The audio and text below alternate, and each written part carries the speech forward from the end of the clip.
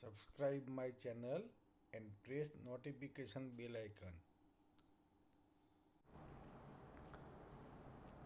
નમસ્કાર વિદ્યાર્થી મિત્રો, પારિમાણિક વિશ્લેષણમાં આપણે પારિમાણિક વિશ્લેષણનો બીજો ઉપયોગ અથવા બીજી રીત એ જોઈએ તો પારિમાણિક વિશ્લેષણની બીજી રીત કે પારિમાણિક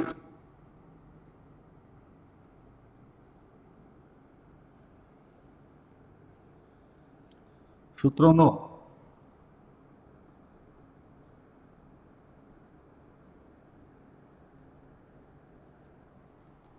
ઉપયોગ કરીને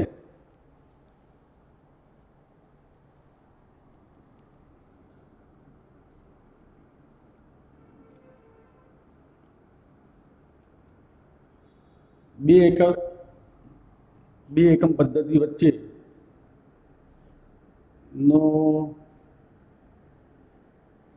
સંખ્યાત્મક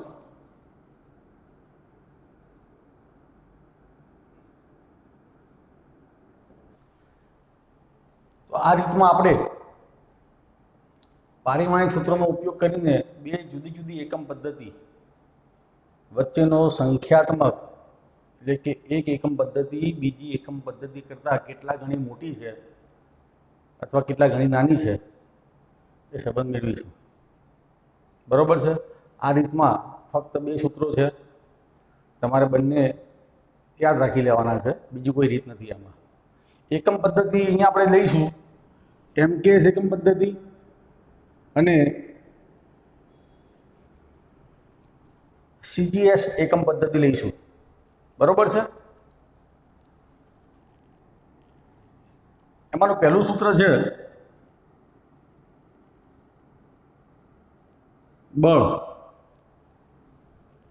બળને આપણે કહીશું F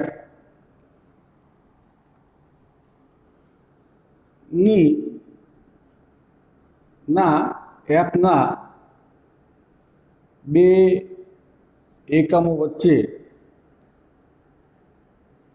નો સંખ્યાત્મક સંબંધ મેળવવો. એક રીત આવડી જશે એટલે ઓટોમેટિકલી બીજું સૂત્ર આવડી જશે. બરોબર છે ને? ચલો, બળનો એકમ આપણે જાણીએ છીએ, તો બળનો એકમ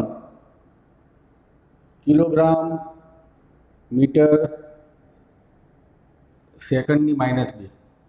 હવે આ જે એકમ છે એ MKS એકમ પદ્ધતિનો એકમ છે. આપણે બાળકો આ MKS નું રૂપાંતર કરીશું CGS માં. બરોબર છે ને? અને આનું બીજું નામ છે 1 ન્યૂટન.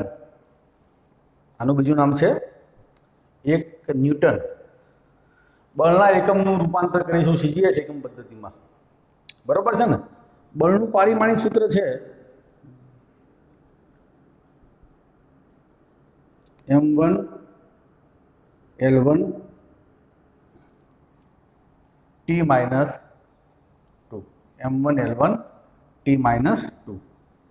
તો જોઈએ અહીંયા આપણે MKS એકમ પદ્ધતિ અને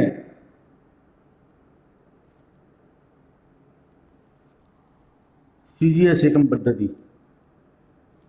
ચલો, MKS એકમ પદ્ધતિમાં અહીંયા કિલોગ્રામ છે,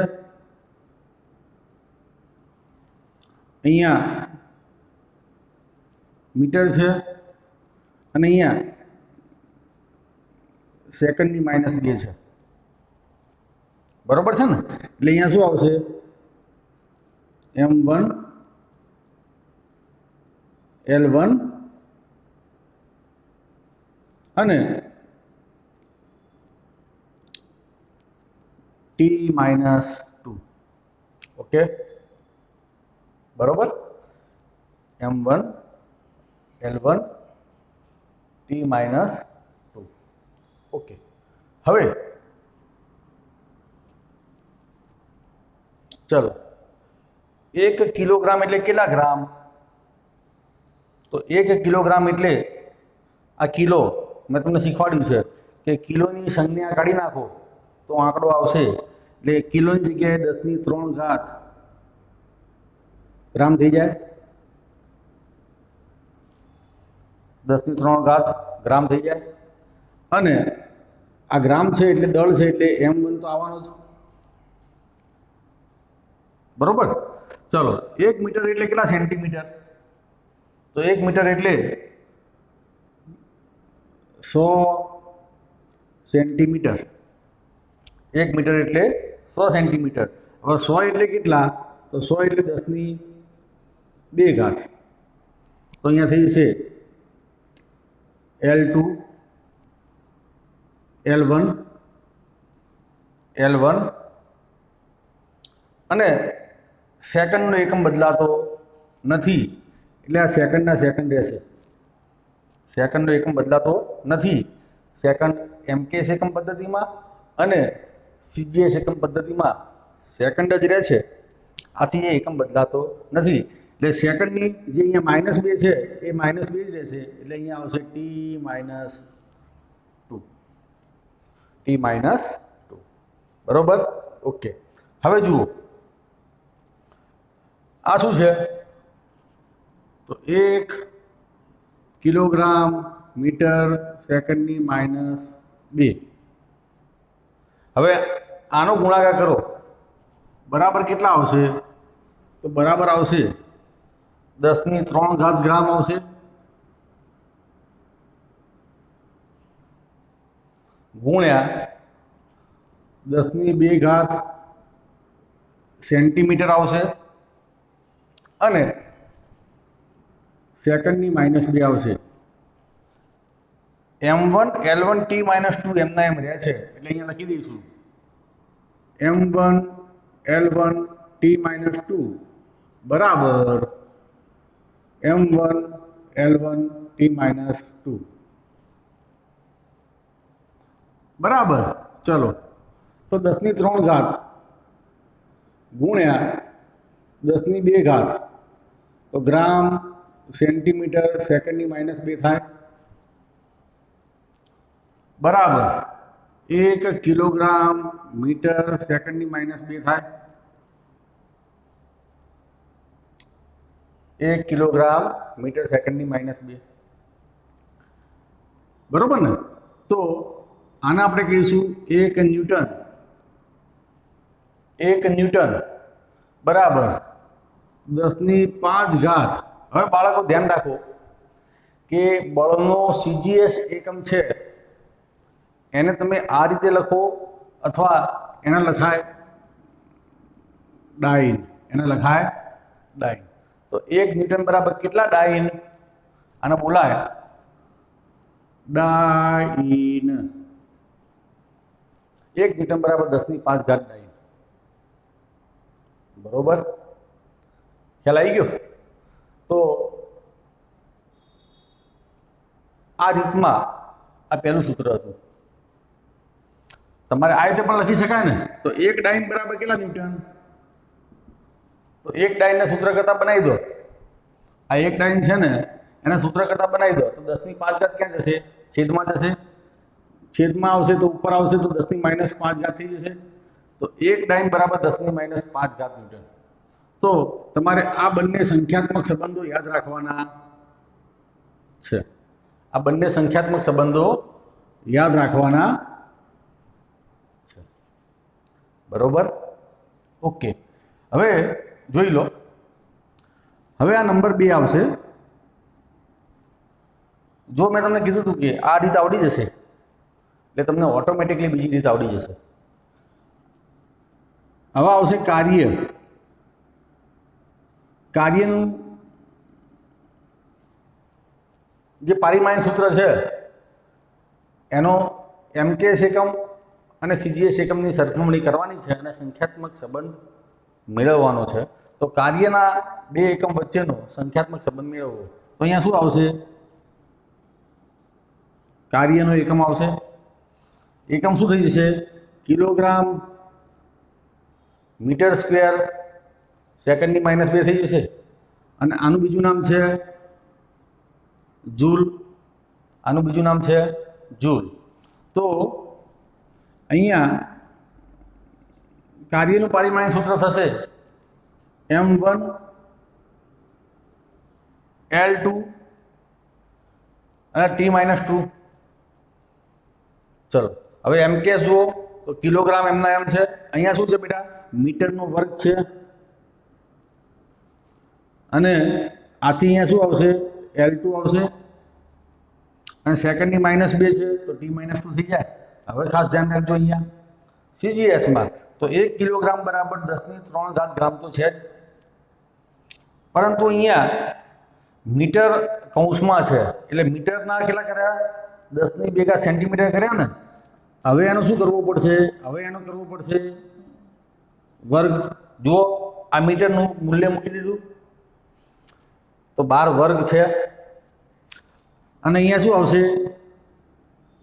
L2 આવશે, અને સેકન્ડ તો એમના એમ જ છે, બરોબર. ધેરફોર m1 L2 T-2 બરાબર m1 L2 T-2, બરોબર ને.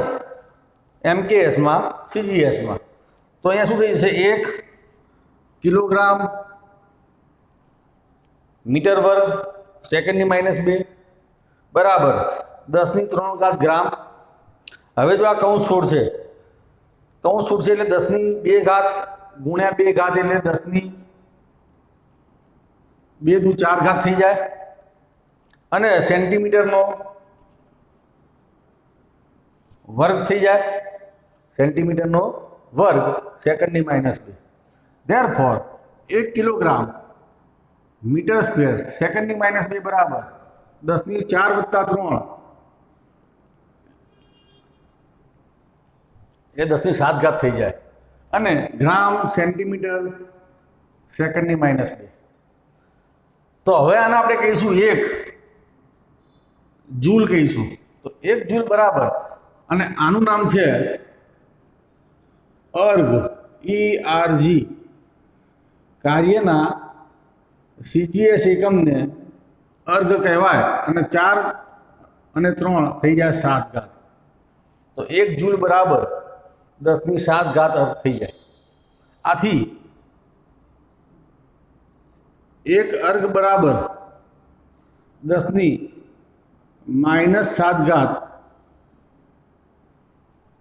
જૂલ થાય, બરોબર છે.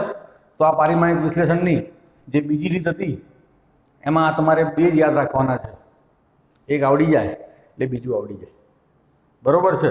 હવે પારિમાણિક વિશ્લેષણની ત્રીજી રીત આપણે જોઈએ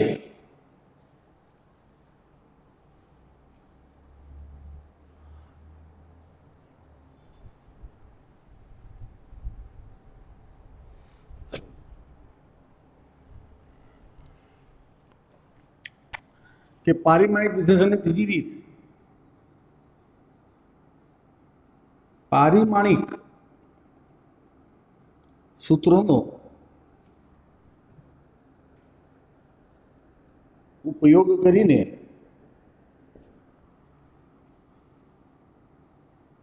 અલગ અલગ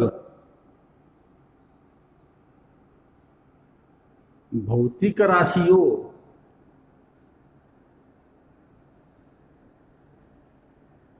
વચ્ચેનો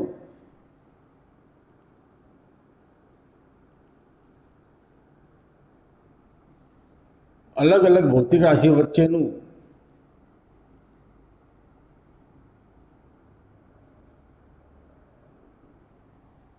સૂત્ર મેળવવું, અથવા તો ભૌતિક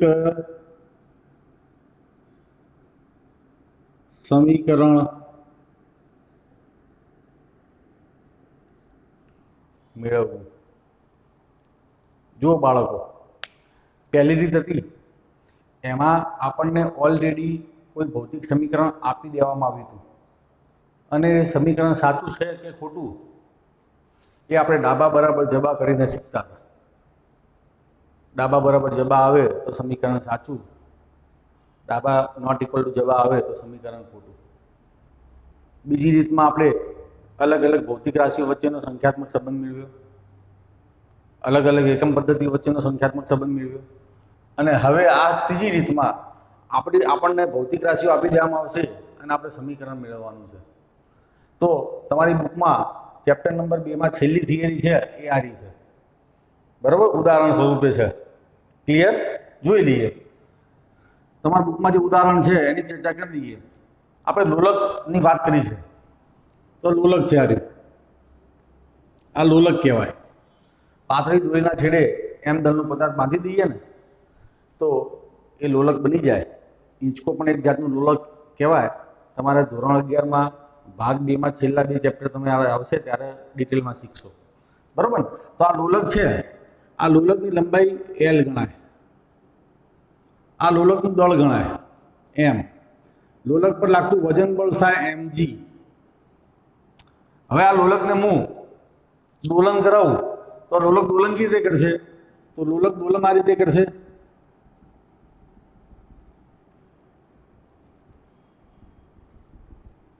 આ રીતે દોલન કરશે। આમ લોલકના દોલન આ રીતે થશે, બરોબર ને? તો એક દોલન પૂરું થવા માટે લાગતા સમયને આવર્તકાળ કહેવાય। તો એ સમીકરણ છે, બરોબર છે? તમારી બુકમાં ઉદાહરણ છે છેલ્લું કે લોલકનો આવર્તકાળ એને કહીએ કેપિટલ ટી, એ લોલકની લંબાઈ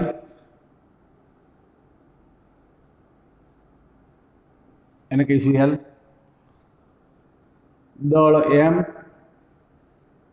અને ગુરુત્વ પ્રવેગ G પર આધારિત છે। તો લોલકના આવર્તકાળ T નું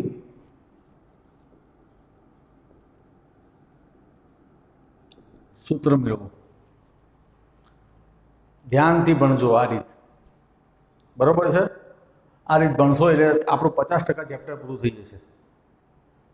ક્લિયર? હવે જો આ રીતમાં તમારે જ્યારે પરીક્ષામાં પણ જ્યારે પૂછાય અથવા તો કોઈ MCQ કે કોઈ પ્રશ્ન પૂછાય ત્યારે ઓલરેડી ભૌતિક રાશિઓ આપેલી હશે, તમારે ખાલી આ રીત જ એપ્લાય કરવાની છે, જવાબ આવી જશે। ફરીથી જુઓ કે લોલકનો આવર્તકાળ એ કોના કોના ઉપર આધારિત છે? તો લંબાઈ પર, દળ પર અને ગુરુત્વ પ્રવેગ ઉપર આધારિત છે। એટલે લોલકનો આવર્તકાળને આપણે કહીએ ટી।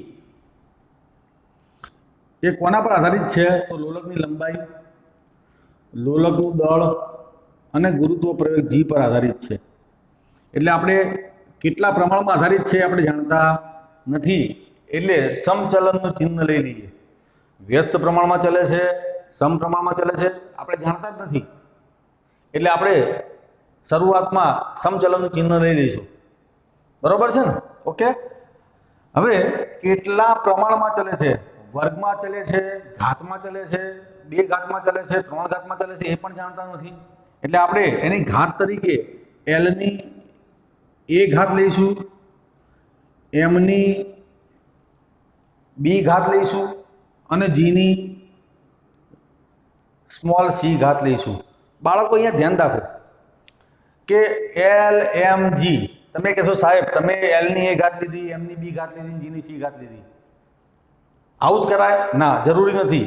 કોઈ વિદ્યાર્થી એમ કે મારે T ચલે છે, M ની A ઘાત લેવી છે, L ની B ઘાત લેવી છે અને G ની C ઘાત લેવી છે, જવાબ આવી જશે।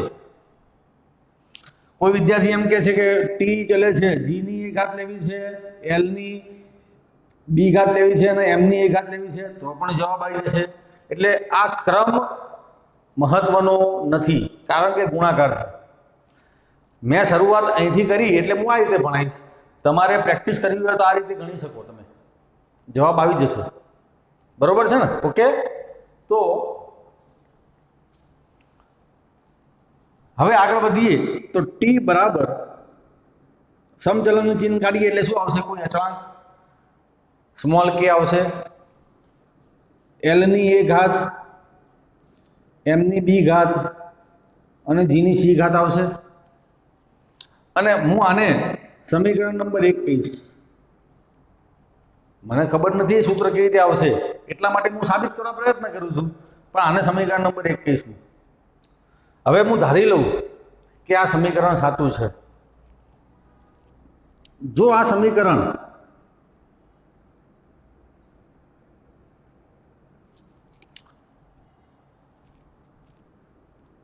સાચું હોય તો એની પહેલા કહી દઉં કે જે અચળાંક છે ને એ અચળાંકને તમારે એકમ વગરનો ધારવાનો છે, એટલે કે એનું પારિમાણિક સૂત્ર આવશે નહીં. એટલે અહીંયા લખી દઈએ કે શું છે, અચળાંક છે અને એકમ રહિત ધારવાનો છે.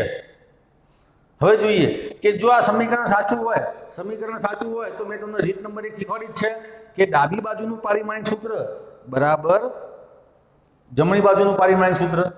તો જોઈએ આગળ.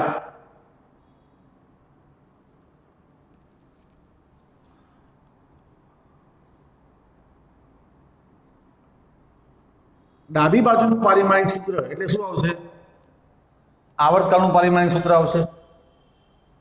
કે કેવો ધાર્યો? અચળાંક એકમ રહિત, એકમ ન હોય તો પારિમાણિક સૂત્ર ન હોય.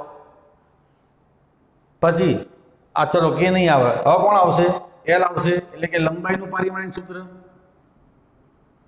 અને એની કેટલી ઘાત આવશે? એ ઘાત આવશે. પછી દળનું પારિમાણિક સૂત્ર, એની કેટલી ઘાત આવશે? બી ઘાત આવશે. અને ગુરુત્વ પ્રવેગનું પારિમાણિક સૂત્ર, અને એની કેટલી ઘાત આવશે? સી ઘાત આવશે. બરોબર છે? Therefore ચલો આનું પારિમાણિક સૂત્ર લો તો શું આવશે? m0 l0 અને t1. મેં તમને પારિમાણિક સૂત્રો લખાઈ દીધા છે. આના આવર્તકાળનો એકમ આવશે સેકન્ડ, એટલે t1 આવે. બરોબર. હવે અહીંયા જો ડાબી બાજુ લંબાઈ એટલે શું આવે? એનો એકમ મીટર આવે, એટલે ફક્ત શું આવશે? L1 આવે. અને આખાની એ ઘાત, 0 વાળા પદ અહીંયા લખવા જરૂરી નથી.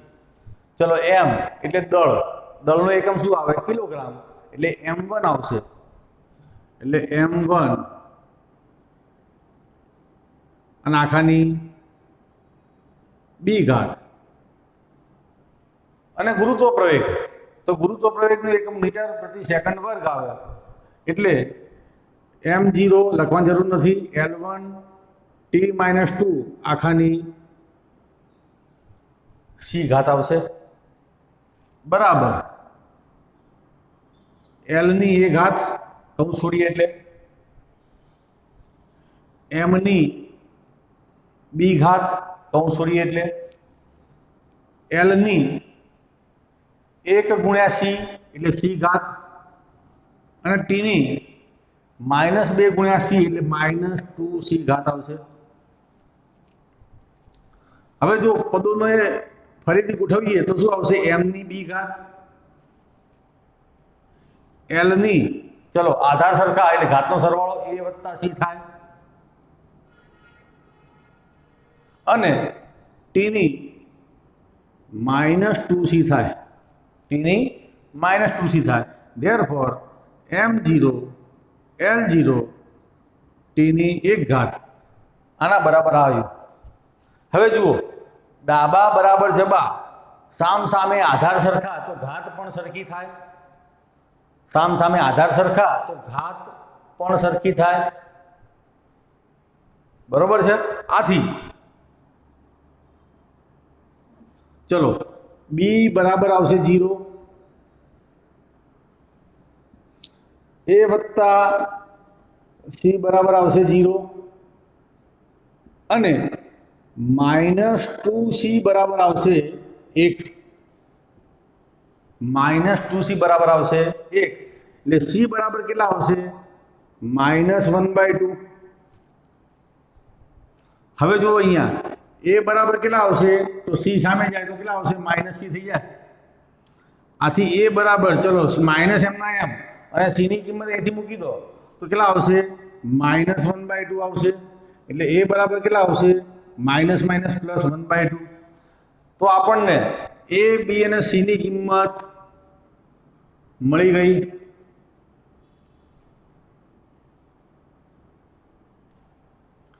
તો રીત ખબર પડી।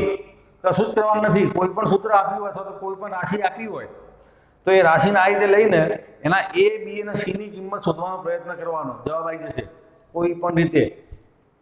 બરોબર, આ રીત છે। હવે જો આ a b અને c ની જે કિંમત શોધી એને સમીકરણ નંબર 1 માં મૂકતા a b અને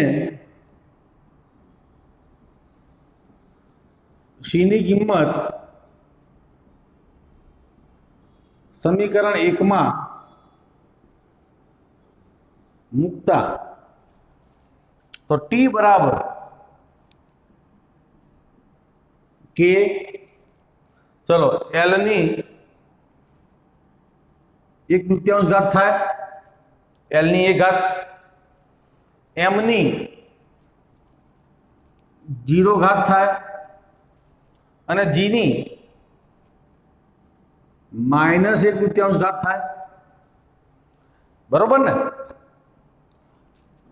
પ્રાયોગિક રીતે આ વાક્ય લખવું પડે, 2π લેવાના। આગળ ખબર પડશે કેમ, k બરાબર 2π લેવાના છે પ્રાયોગિક રીતે। બરોબર ને? તો k બરાબર 2π લઈ લો। આ કેમ લેવાના એ તમને આની પછીના ચેપ્ટરમાં ખબર પડશે। આ રીતમાં તમારે આ સ્વીકાર લેવાનું છે।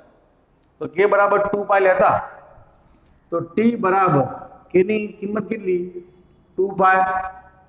ચલો આ l ની 1/2, m ની 0 ઘાત એટલે 1 અને g ની -1/2 છે તો g ની 1/2 ક્યાં લઈ લઉં હું છેદમાં લઈ લઉં। g ની 1/2 ક્યાં લઈ લઉં છેદમાં લઈ લઉં। ધેરફોર t બરાબર 2π। ચલો આ વર્ગમૂળ આખું કરી દઉં કારણ કે આ પણ વર્ગમૂળ છે, આ પણ વર્ગમૂળ છે એટલે શું આવશે l/g। t બરાબર 2π √ l/g। તો જુઓ આપણી પાસે આટલી માહિતી હતી અને એના આધારે આપણે લોલકના આવર્તકાળનું સૂત્ર મેળવ્યું। આ છે લોલકના આવર્તકાળનું સૂત્ર। બરોબર છે? ઓકે, જોઈ લો એકવાર।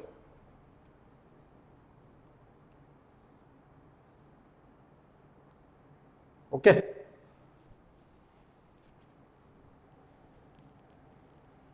હોમવર્કમાં આપું છું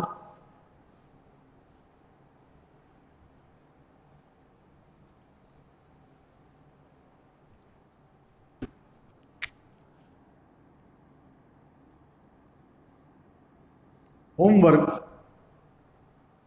તો જો હોમવર્કમાં થોડું અઘરું આપું છું। બરોબર છે? પારીમાય સૂત્રો ચલાવે 2 દિવસ થઈ ગયા એટલે તમને ખ્યાલ આવી જશે કે તારમાંથી વિદ્યુત પ્રવાહ પસાર કરતા ઉદ્ભવતી ઊર્જા એને આપણે કહીશું ઉદ્ભવતી ઉષ્મા ઊર્જા। શું નામ આપ્યું છે છોકરાઓ? ઉષ્મા ઊર્જા। ઊર્જા આગળ શબ્દ ઉષ્મા લખે પણ એને આપણે ઊર્જા જ ગણવાની છે। એને આપણે કહીશું હીટ એનર્જી H। E કહો, H કહો, W કાર્ય કહો, કારણ કે કાર્ય જ ઊર્જા એ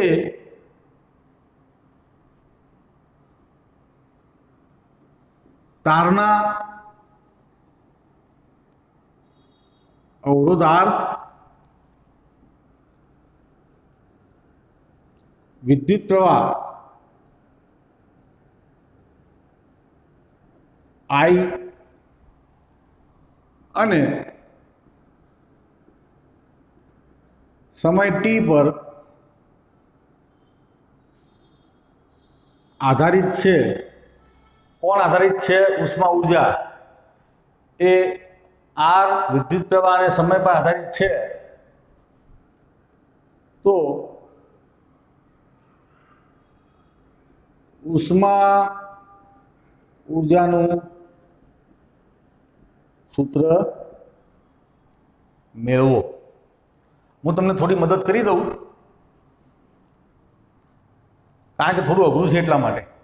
તો અહીંયા ઉષ્મા ઉર્જા H એ કોના પર આધારિત છે? તો અવરોધ R પર આધારિત છે, વિદ્યુત પ્રવાહ I પર આધારિત છે અને સમય T પર આધારિત છે.